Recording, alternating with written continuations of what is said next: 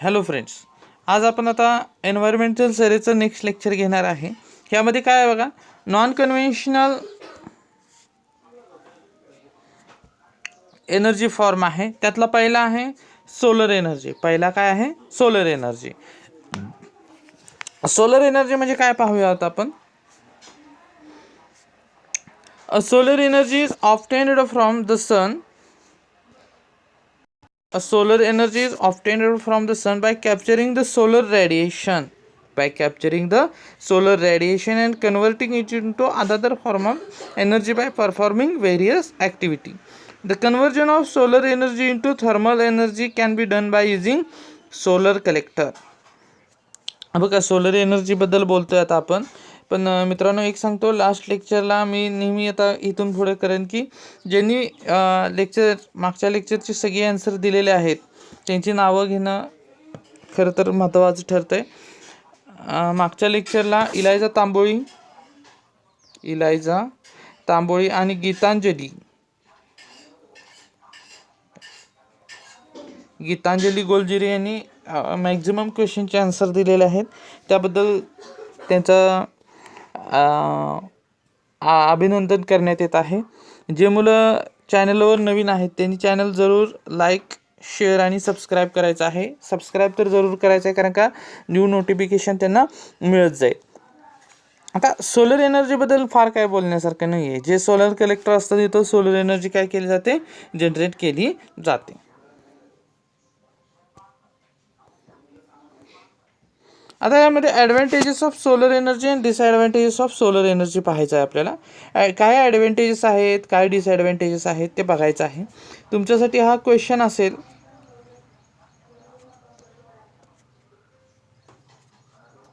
Question number 1 आणि question number 2. काय question आहे? What is the advantages of solar energy. आणि क्वेश्चन नंबर 2 काय आहे? What is the disadvantages of solar energy.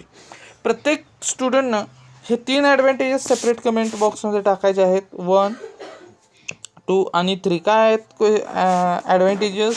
Solar energy is the clean. सगळ्यात महत्त्वाचा advantages आहे, दिस इज द क्लीन एनर्जी आहे.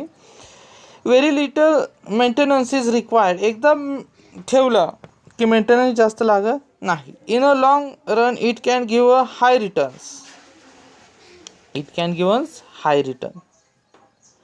त्यानंतर काय? Maintenance require is very less and clean आहे. हे काय आहे? त्याचे ॲडव्हान्टेजेस आहेत. आता डिसॲडव्हान्टेजेस 3 काय आहेत? Electricity generation depends entirely on exposure of sun. म्हणजे जर आभाळ आलं किंवा पावसाळी वातावरणात जास्त जनरेट होऊ शकत नाही. दुसरं काय? Solar power station can be very expensive to build. म्हणजे कॅपिटल कॉस्ट काय आहे? जास्त आहे. कॅपिटल कॉस्ट काय आहे? जास्त आहे.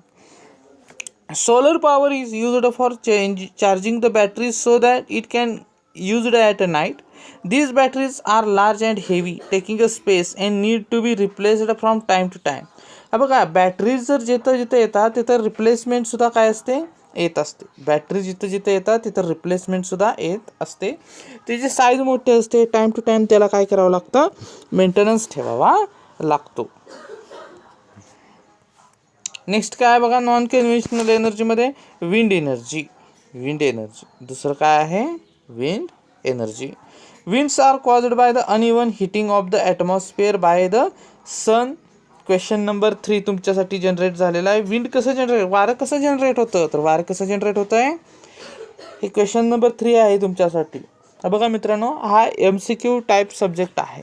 मॅक्झिमम गोष्टी तुम्ही ह्या लेक्चरला कवर होत असतात, पण बरीचशीच मुलं शेवटपर्यंत लेक्चर पाहत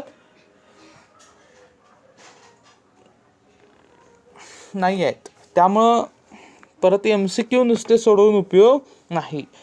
प्रत्येक लेक्चरला मी जे क्वेश्चन विचारतोय ते सॉल्व करत जावा, फायदा होत जाईल तुम्हाला.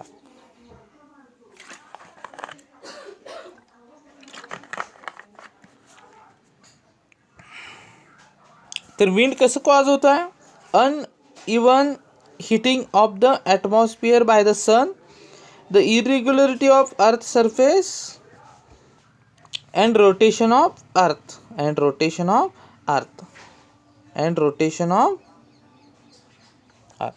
त्या 3 गोष्टीमुळे विंड तयार होत असतं. किती गोष्टी आहेत विंड तयार होण्यासाठी?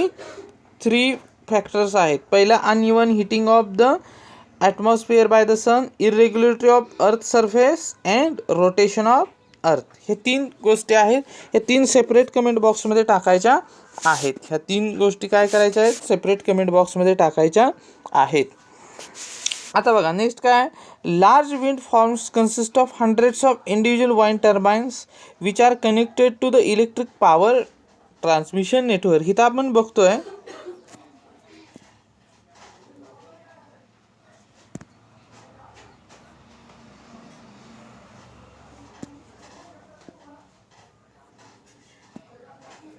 हे बघतोय आपण. इथं काय आहे, हे बघा विंड टर्बाइन्स दाखवलेले आहेत.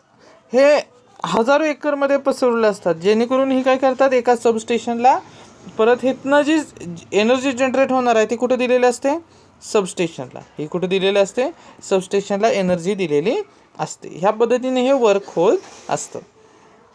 आता नेक्स्ट पार्ट आला बघा, advantages and disadvantages of wind energy. Next question तुमच्या पुढे असेल, हा एक क्वेश्चन असेल आणि हा एक सेपरेट क्वेश्चन असेल. सेपरेटली कमेंट बॉक्समध्ये टाकायचं आहे, जेणेकरून मॅक्झिमम वेळा MCQला असे क्वेश्चन विचारले जातात. ॲडव्हान्टेजेस काय आहेत बघा, wind energy is an inexhaustible source of energy. Inexhaustible म्हणजे कधीही न संपणारा स्तोत्र आहे. हा पहिला ॲडव्हान्टेजेस आहे. हे बघा किती ॲडव्हान्टेजेस आहेत, 1 2 3 4 आणि 5. हे 5 ॲडव्हान्टेजेस सेपरेट कमेंट बॉक्समध्ये आले पाहिजेत आणि डिसॲडव्हान्टेजेस आहेत ते सेपरेट कमेंट बॉक्समध्ये आले पाहिजेत. Wind energy inexhaustible source of energy and virtually limitless. हे काय आहे, लिमिटलेस आहे. Energy generated without the pollution. Pollution होत नाही, विदाउट पोल्युशन आहे. This source of energy is tremendous potential to generate energy. वारं जर जास्त असेल, बघा वाऱ्याचा वेग जर जास्त असेल तर ट्रिमेंडस एनर्जी जनरेट होऊ शकते. Wind energy can be used directly as a mechanical energy. It combines with the solar energy. ती can be used provide reliable as well as steady supply of electricity. जर wind आणि solar जर एकत्र झाले तर काय होऊ शकतं, ट्रिमेंडस फॉर्म्स ऑफ एनर्जी मिळू शकते. आता डिसॲडव्हान्टेजेस काय आहेत, it is unreliable energy sources. बघा वारं प्रत्येक वेळी जोरात असेल असं नाही आहे, हे एक डिसॲडव्हान्टेजेस आहे. 6 डिसॲडव्हान्टेजेस आहेत पहा.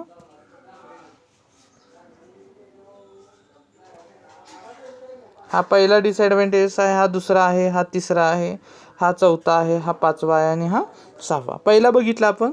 आता दुसरं काय, requires large open area. Open area मोठा लागतोय. Noise pollution problem is usually associated with windmills. विंडमिलच्या जवळ घरं नसतात बघा शक्यतो. का तर खूप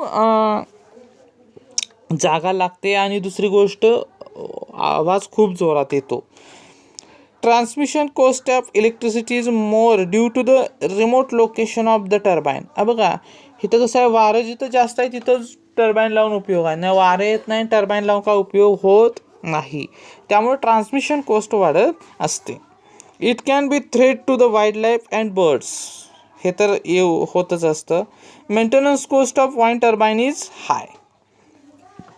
कशामुळं तर रोटेटिंग पार्टमुळं हे जे मेंटेनन्स कॉस्ट हाय होत असते. तर मित्रांनो आज इथं थांबतोय आपण. जर तुम्हाला लेक्चर आवडलं असेल तर नक्कीच एक लाईक, शेअर आणि सबस्क्राईब करा आणि सगळ्या क्वेश्चनचे ॲन्सर व्यवस्थित द्या, जेणेकरून मी नेक्स्ट लेक्चरला जी लोक कंप्लीट क्वेश्चनचे ॲन्सर देतील त्या सगळ्यांची मी नावं घेणार आहे. आज इथं आपण थांबतोय. Thank you so much.